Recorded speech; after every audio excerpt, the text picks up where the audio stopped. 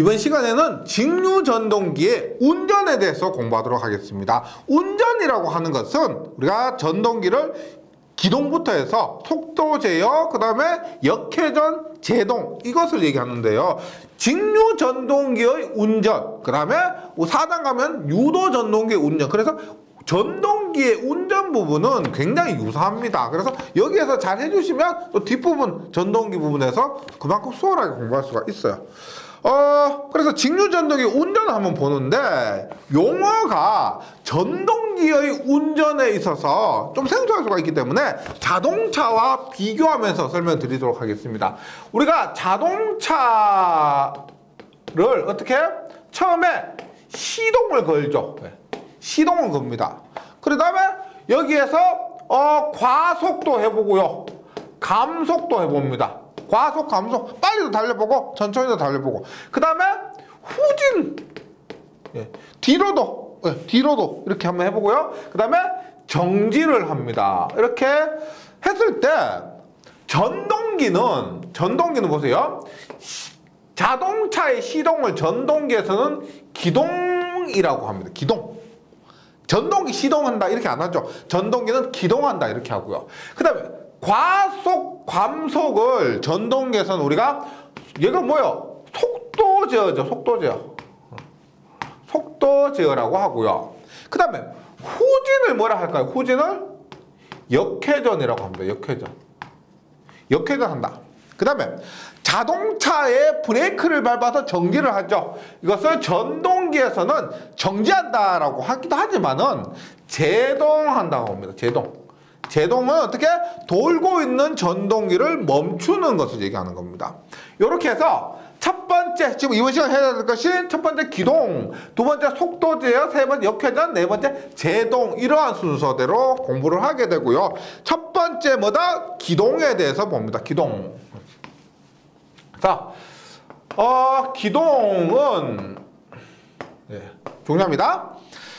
정지 상태에 있는 전동기를 운전 상태로 하는 거. 그래서 멈춰있는 전동기를 돌려주는 겁니다. 이렇게 했을 때 기동할 때 굉장히 중요한 것이 두 개가 있어요. 뭐냐면 첫 번째로 중요한 게 뭐냐면 기동 전류를 최소로 합니다. 기동전류 최대로 해야 되는 거 아니냐? 아니에요. 최소로 해야 됩니다. 두 번째, 기동 토크를 최대로 해야 됩니다. 이것이 기동 조건이라고 보시면 돼요. 기동 조건. 그래서 한번 봅니다. 첫 번째, 기동 방법에 대해서 나오는데 이 조건을 만족하기 위해서 지금 기동 방법을 적용하는 겁니다. 보세요. 기동 전류를 최소로 하는 이유는 뭐냐? 기동 전류는 우리가 이렇게 보시면 돼요. 시간에 따라서 전류가 흐르는데 보세요. 처음에 기동을 한다고 했을 때 처음에 전류가 0이겠죠. 처음에 전류 0인데 정상적인 운전 상태에서는 예를 들어서 이만큼 10A 정도가 흐른다고 합니다. 정상적인 상태에서는요. 그런데 기동을 할 때 어떻게 되냐면 빵 튀어버려요. 이렇게 빵 튀어버립니다. 즉 10A라고 했는데 뭐 40A에서 한 60A 정도까지 빵 튀어버려요. 우리가 옛날에 뚜껑이집 같은 거 있죠. 우리가 스위치를 올리게 되면 불꽃이 튑니다. 그래서 개폐라고 하죠. 열고 닫는다. 열고 닫을 때 굉장히 큰 전압 전류등이 흐릅니다. 그래서 기동을 할 때 우리가 평소에 10A가 흐르는 그 전동기에 기동 올리는 순간 빵 튀어버린다는 거예요. 그래서 40A, 60A, 즉 4배에서 6배 정도의 큰 전류가 흐릅니다. 그러면 이거 무슨 문제가 되느냐? 보세요. 우리가 전동기 권선이 이렇게 있습니다. 여기 이렇게 해서 권선이 이렇게 감겨있다고 했을 때 이 권선이 돈만 많다면야 굵은 거 뭐 넉넉하게 쓰면 되겠죠. 그런데 평소에 10A, 얘는 우리가 일시적인 전류예요. 굉장히 짧은 전류입니다. 평소에 10A만 흐르면 되는데 돈이 뭐 나만 돌아서 넘쳐서 40A에서 60A가 흐르는 그런 권선을 설치할 이유가 없다는 겁니다. 그래서 10A가 흐르는 권선을 설치하는데 감는데 여기에 40에서 60A가 흘러버린다. 이게 짧은 시간은 또 괜찮아요. 근데 긴 시간 흘러버리면은 권선이 뭐 어떻게 홀라당 다 타버리죠. 다 타버립니다.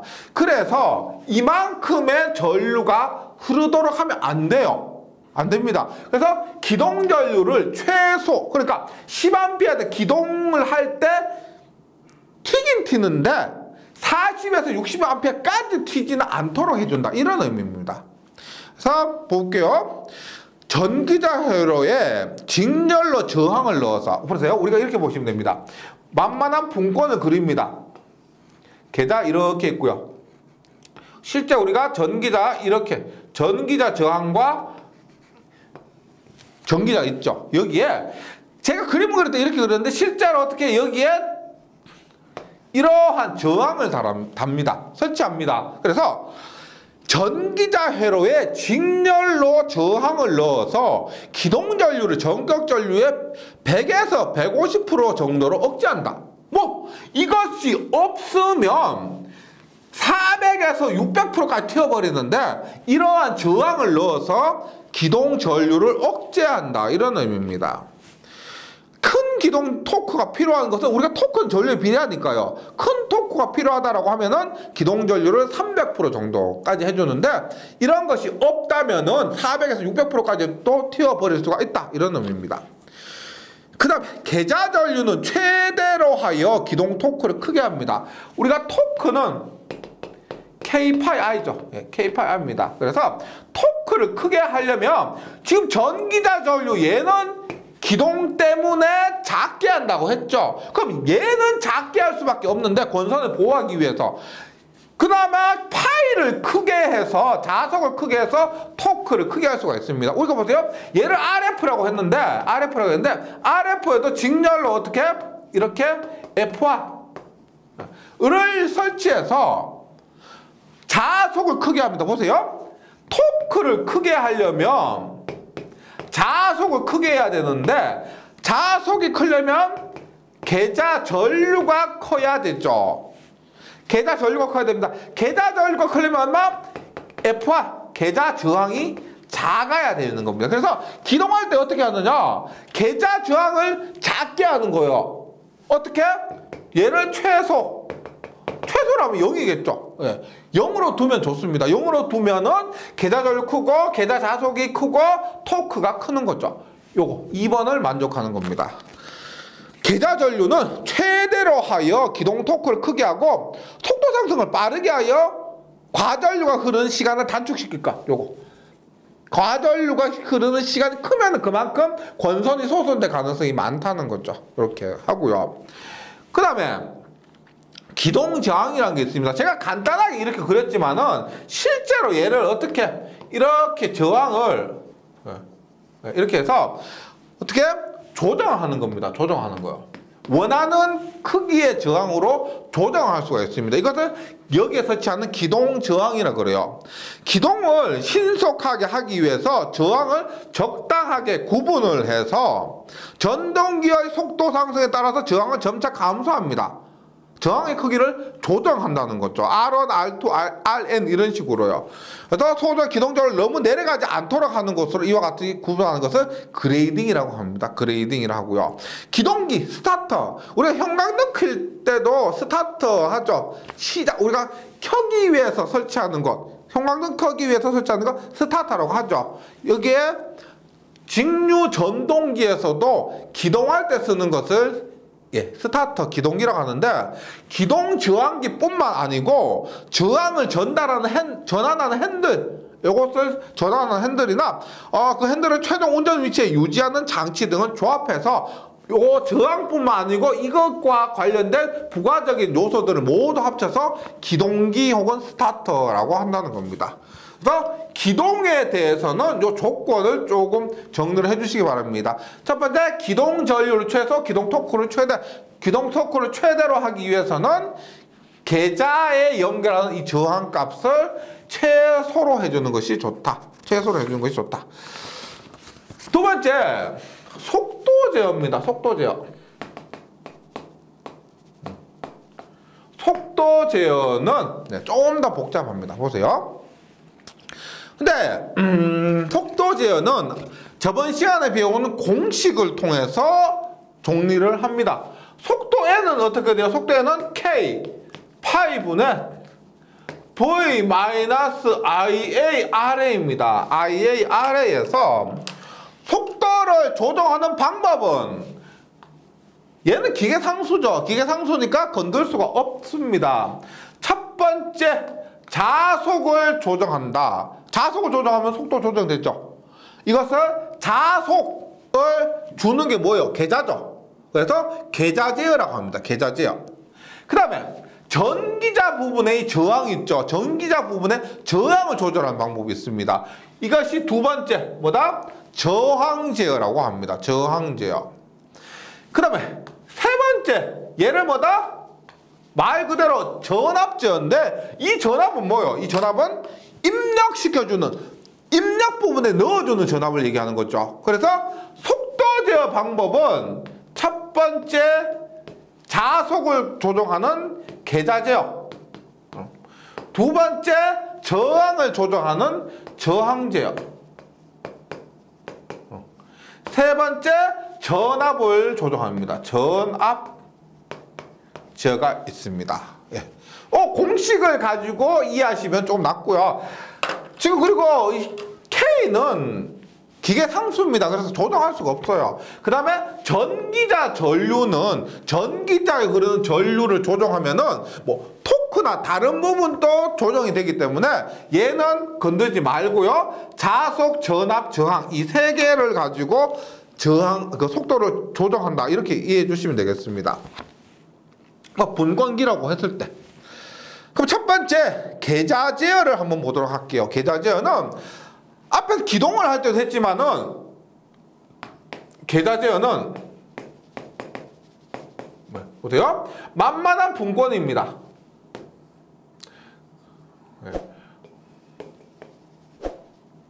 계좌가 이렇게 있고, 여기에 FR, RF 해도 되고요.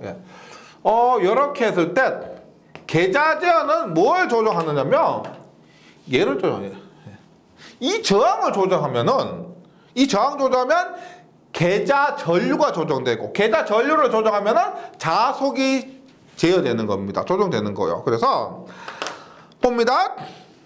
계좌 저항기에 흐르는 전류가 적죠. 50A 하면 49A의 1A입니다.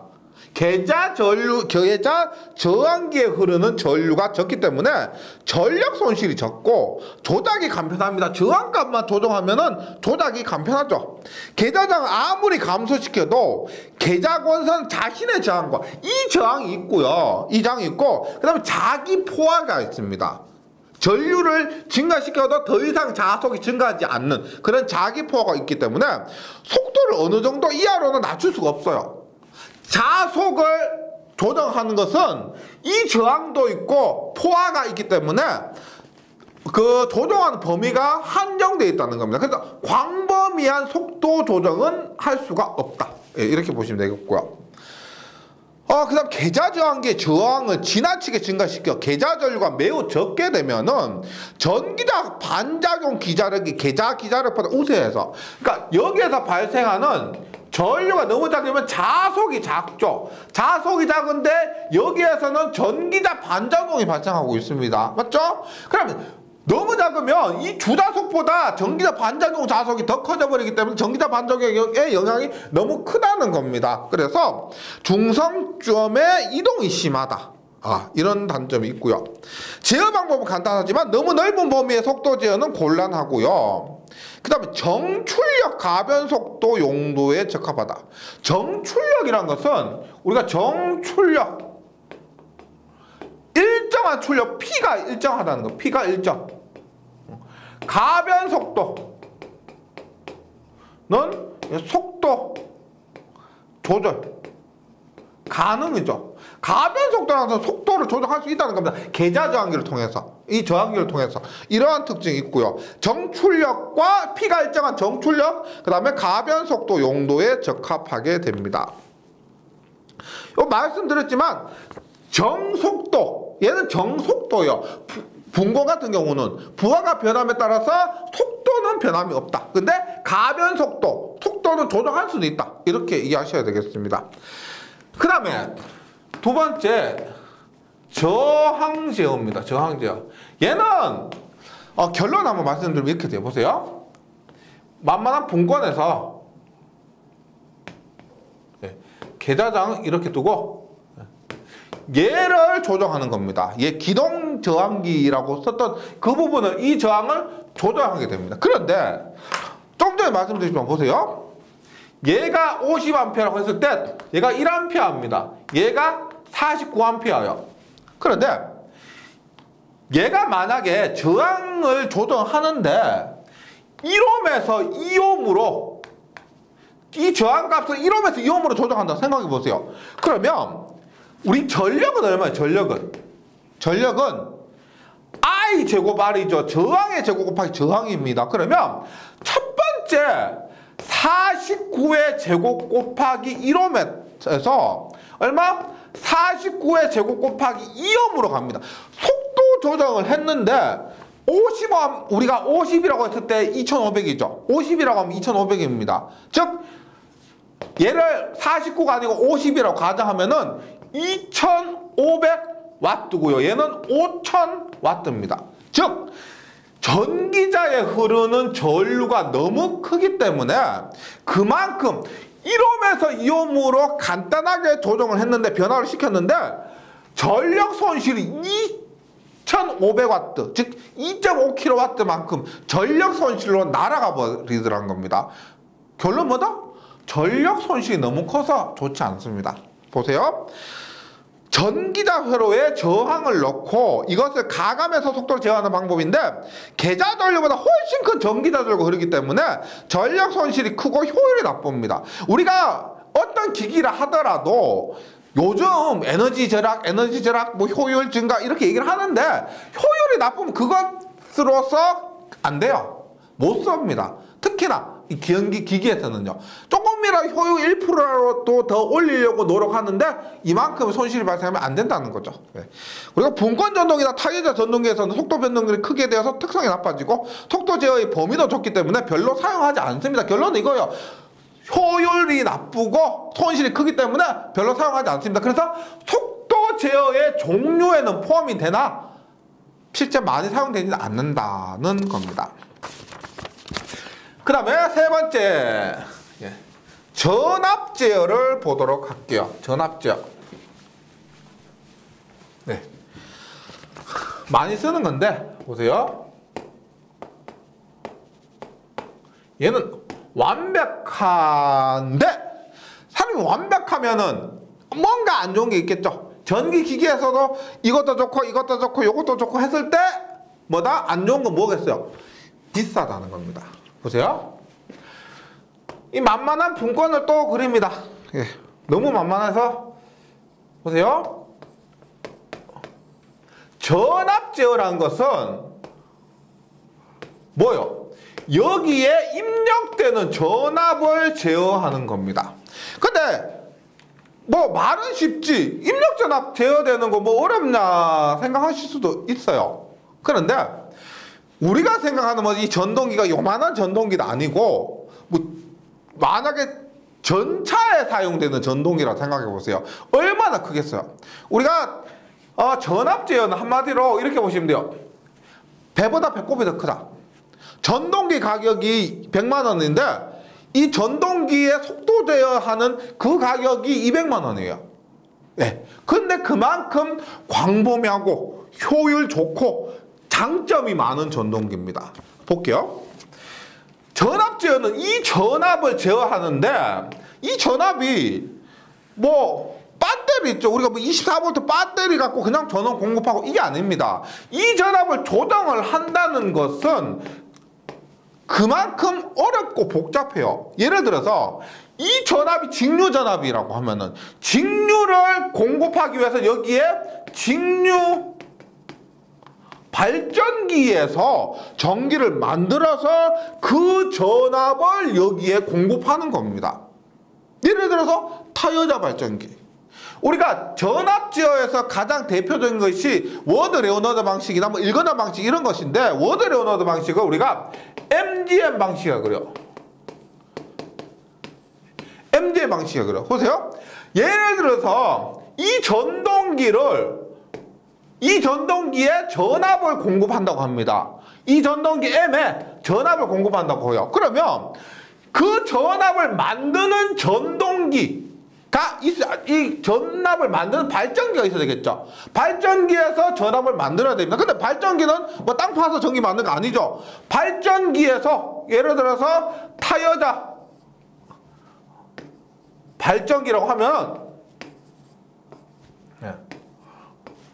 어떻게 발전기에서 전압을 만드는데, 그 전압을 만들기 위해서는 발전기를 돌려주는 원동기도 있어야 되겠죠. 그 원동기에 필요한 이 전동기도 또 있어야 되는 겁니다.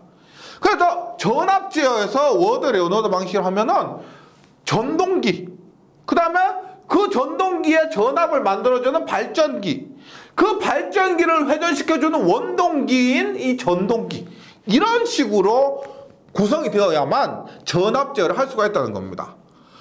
전동기 하나 구동하는데 속도 제어 한번 하려고 발전기와 전동기가 또 있어야 되는 거예요. 그만큼 우리가 전기 기기가 좀 더 뭐 효율적이고 뭐 광범위하고 이런 동작을 하려면은 이런 구성이 복잡하다는 겁니다. 한번 보도록 할게요. 전압 제어를 V 제어를 하고요.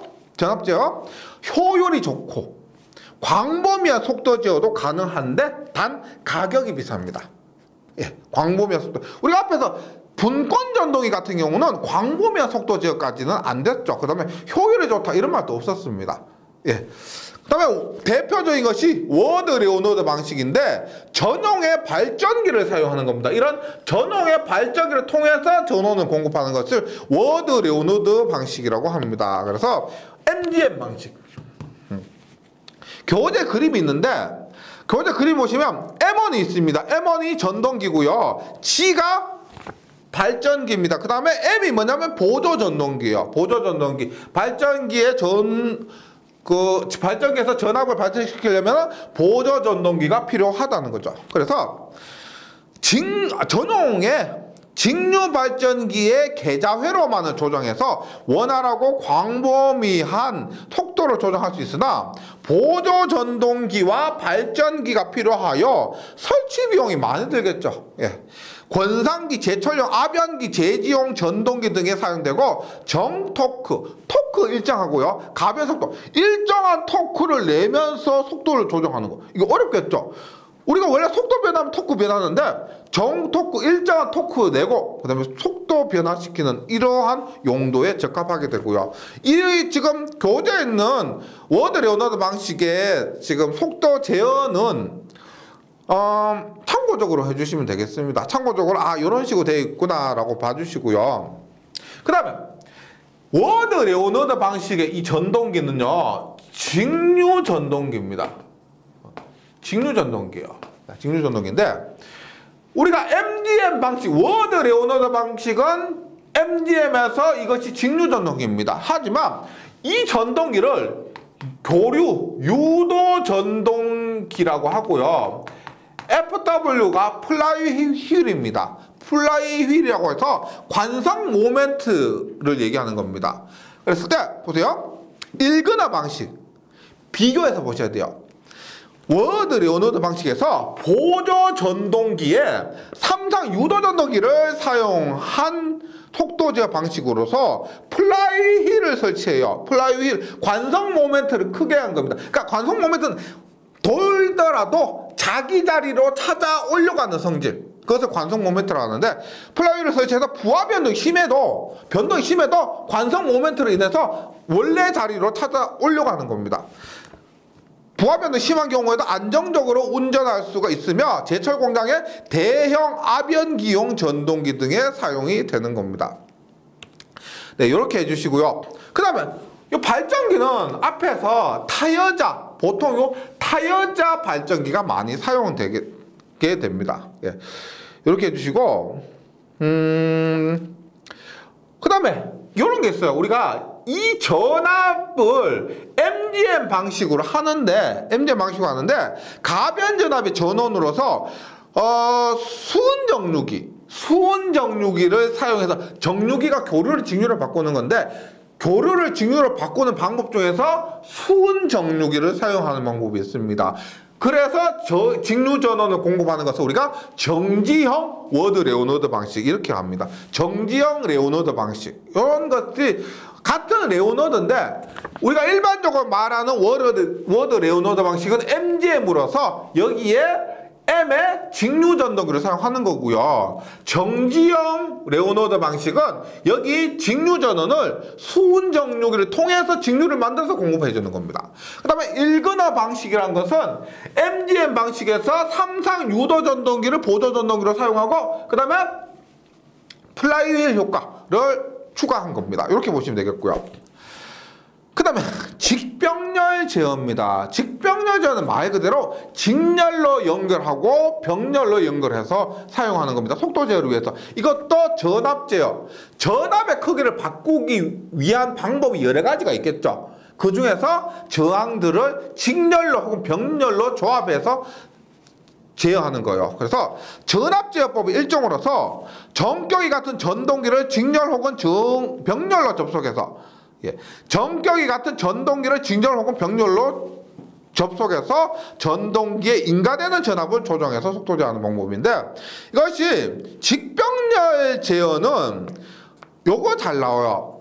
전기 철도용 직권 전동기에 저항 제어와 조합시켜서 사용합니다. 즉 전기 철도에서 사용되고요. 직권 전동기에서 사용됩니다. 전기 철도에서 직권 전동기가 사용되는데 거기에서 저항 제어와 조합시켜서 사용되죠. 그래서 승합기는 뭐냐? 승합이 뭐예요? 승합은 전압을 올리는 겁니다. 여기 전압을 조정하기 위해서 승합기, 전압을 올리고 내릴 수 있는 그런 승합기를 사용한 방법이고요. 초포 제어는 초포가 뭐냐면 직류 전압의 크기를 바꾸는 거예요. 직류로 바꾸는데 초포를 사용해서 직류 전압의 크기를 다른 직류 전압의 크기로 바꿔서 여기에 입력되는 전압의 크기를 조정하는 겁니다. 모두 전압 제어고요. 그래서 전압 제어라고 하면 워드 레오노드 방식, 일근화 방식, 정지형 레오노드 방식, 직병렬 제어, 초포 방식, 승합기 방식 여러 가지가 있습니다. 네, 정리를 해주시고요. 그래서 분권 전동기의 속도 제어에는 주로 계좌 제어법이 많이 사용돼요. 분권 전동기를 하면은 거의 계좌 제어법이 많이 사용되고 그 다음에 직렬 저항이나 전압 제어법, 워드 레오노드 승합기 방식도 간간히 사용이 됩니다. 사용할 수 있는 방법이 이렇게 되고요. 직권 전동기, 우리가 전차용 전동기도 그렇고 크레인도 그렇고 직류에서는 직권이 많이 사용되죠. 그래서 직권 위주로 많이 보는데 직권 전동기에서는 계좌 제어법이 물론 사용될 수가 있고요. 저항 제어법이 사용될 수가 있습니다. 이 저항 제어법은 뭐 아래 그림에 있는 건데 계좌 저항이나 직렬 저항법 등이 있고요. 그 다음에 직병렬 제어법 등이 있습니다. 직병렬 제어법은 좀 전에 했지만 전차용으로 사용될 수가 있습니다. 그래서 속도 제어법은 여기까지 하고요. 나머지 뭐가 남았어요? 역회전 남았죠. 역회전. 우리가 역회전은 제가 저번 시간에 타여자 전동기를 얘기하면서 말씀드렸습니다. 타여자 전동기의 특징 중에 하나가 뭐다? 공급 전원의 극성을 바꿔도 역회전 된다는 겁니다. 즉 우리가 역회전 하려면은 어떻게 한다? 계좌와 전기자 중 한 개의 극성을 반대로 합니다. 제가 그림 그려서 설명을 드렸습니다. 플레밍의 왼손 법칙에 의해서 계좌와 전기자의 극성이 모두 바뀌면 역회전 안 돼요. 계좌와 전기자 둘 중에서 하나의 극성만 바꾸면 역회전 하는데 대표적인 뭐 계좌보다는 전기자의 극성을 바꿔서 역회전을 하게 됩니다. 계좌보다는 전기자요. 그래서 전기자의 극성을 바꿔서 역회전하는데 타여자는 공급 전원의 극성을 바꿔도 계좌는 상관이 없으니까 역회전되고, 자여자는 어떻게? 공급전압의 극성을 바꾸면은 역회전되지 않습니다. 왜? 전기자와 계좌 둘 다 극성이 바뀌어버리니까. 그래서 봅니다. 보통 전기장 원선의 접속을 바꾸어서 단자 전압의 방향을 반대로 하게 되고요. 보극이나 보상원선 있는 거 발전기에서 들어보셨죠? 보상원선마다 전기자 반작용과 정류를 양호하기 위해서 설치하는 보극이나 보상원선입니다. 이런 것들이 설치되어 있는 전동기 같은 경우는 전기자 원선의 접속을 반대로 할 때 이게 직렬로 연결되어 있기 때문에 우리가 전기자와 보상건선과 보극이 전부 직렬 연결되어 있기 때문에 보상건선과 보극의 극성도 함께 바꿔줘야 된다 이 말이고요. 타여자 전동기 같은 경우는 공급전압의 극성을 바꾸었을 때도 역회전이 된다. 예, 정리를 해주시기 바랍니다. 그래서 역회전은 앞에서 설명드린 그 내용 기억해 주시면은 되겠고요. 그 다음에 마지막으로 제동이 있습니다.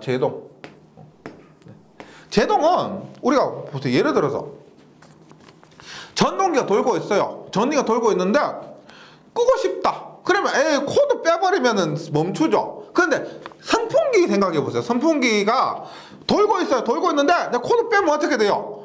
바로 안 멈추죠. 한참 코드 빼더라도 계속 돌다가 힘 빠져서 이렇게 멈추는 겁니다. 맞죠? 그래서 제동이 아니에요. 제동은 내가 강제적으로 멈추게 하는 겁니다. 돌고 있는데 우리가 모터에서 또 힘 센 게 비싼 것처럼 정밀하게 제어할 수 있는 게 또 비쌉니다. 그래서 멈출 때 멈추고 돌아갈 때 돌아가게 하고 이렇게 해야 되는데 뭐 힘 빠져가 비실비실 하다가 멈추고 이런 거 아니에요. 네, 그래서 제동이라는 것은 돌고 있는 전동기를 스톱시키는 건데 크게 우리가 세 가지가 있습니다. 역전제동, 그 다음에 발전제동, 그 다음에 회생제동이에요. 역전제동은 앞에서 한 역회전을 얘기하는 겁니다. 보세요. 돌아가고 있습니다. 이렇게 돌아가고 있는데 내가 역전제동이라는 것은 역회전시켜. 돌아가고 있는데 갑자기 역회전시킵니다. 그러면 이렇게 돌아가다 빡 돌죠? 멈춰버리는 거예요. 이렇게 돌다가 돌려가지고 딱 멈춰버리는 겁니다. 그러면은 우리가 그대로 멈추면 이렇게 계속 힘 빠져 돌아가는데 역회전시키자마자 바로 멈춰버리면은 그것이 급제동시킬 때 적당한 거죠. 우리가 직류기에서는 역전제동이라고 하고요. 유도기에서는 역상제동이라고 합니다. 상을 바꾼다. 직류기에서는 역전제동. 이것과 똑같은 것이 유도기에서는 상을 바꾼다. 요거 구분해 주시기 바랍니다. 역전제동이 혹은 얘를 플러깅이라고 그래요. 플러깅. 그래서 전동기를 전원에 접속된 상태에서 전기자의 접속을 반대로 해요. 앞에서 했죠? 역회전하는 거 똑같습니다. 전기자의 접속을 반대로 해서 회전 방향과 반대 방향의 토크를 발생시켜서 급속히 정지시키거나 역전시키는 방법을 역전제동 혹은 플러깅이라고 합니다. 발전제동과 회생제동은 비슷한데 보세요. 이렇게 보시면 됩니다.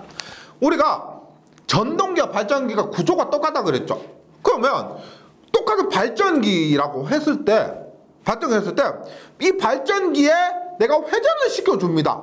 그럼 전압이 나오겠죠. 전기가 발생돼서 나옵니다. 그럼 그 발전기를 내가 회전을 시켜주지 않고 전기를 넣어줘요. 그럼 어떻게 되느냐? 전기를 넣어주면은 전동기가 되는 거예요. 전동기가 되는 겁니다. 똑같기 때문에. 그럼 반대로 우리가 이렇게 됩니다. 얘가 전동기예요. 직류 전동기입니다. 여기에 전원을 공급하면은 어떻게? 전원 공급하면 회전을 하죠. 그게 전동기인데 그 전동기에서 내가 전원 공급 안 해요. 그런데 얘가 돌고 있으면 계속 돌죠. 전원 공급 끊어요. 계속 돌죠. 그러면 그게 뭐예요? 얘가 계속 도니까 그 순간부터 얘는 발전기가 되는 겁니다. 발전기가 되면은 전기 에너지가 발생을 하죠. 맞죠? 그랬을 때 발전제동은 전동기에서 운동 에너지가 있습니다. 운동 에너지를 이게 전기 딱 끊고 얘가 계속 회전하면 그것은 뭐? 운동 에너지가 전기 에너지가 되는 거죠. 전기 에너지. 전기 에너지가 되는데 얘도 똑같아요. 되는데 발전 제동은 그렇게 만들어진 전기 에너지를 저항을 통해서 소비를 시키는 겁니다. 저항을 통해서 소비를 시키는 거예요. 이렇게 발전을 시켜서 저항을 통해서 소비시키는 것이고, 회생 제동은 똑같이 이렇게 만들어진 전기 에너지를 부하로 회생시키는 겁니다. 전원으로 회생시키는 거예요. 봅니다.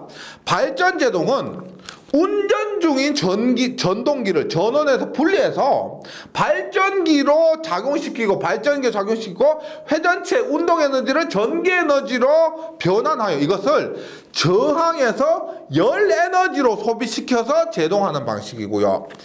회생 제동은 전동이 가는 운동 에너지를 전기 에너지로 변환시키는 것은 똑같은데 이것을 전원으로 반환시킨다. 반환, 회생 비슷하죠. 반환, 회생 해서 제동하는 방법을 말합니다. 그래서 언덕을 내려가는 전차 등에서 이 회생 제동을 얘기를 합니다. 네, 여기까지. 그래서 직류 전동기의 운전, 이걸 한번 흐름을 한번 보세요. 처음에 기동부터 해서 속도 제어하고 나서 역회전하고 제동까지 흐름을 한번 쫙 전체적으로 같이 묶어서 한번 이해해 보시면은 한결 이야기가 좀 나을 겁니다. 네, 여기까지 하고요. 저는 다음 시간에 다시 뵙도록 하겠습니다. 수고하셨습니다.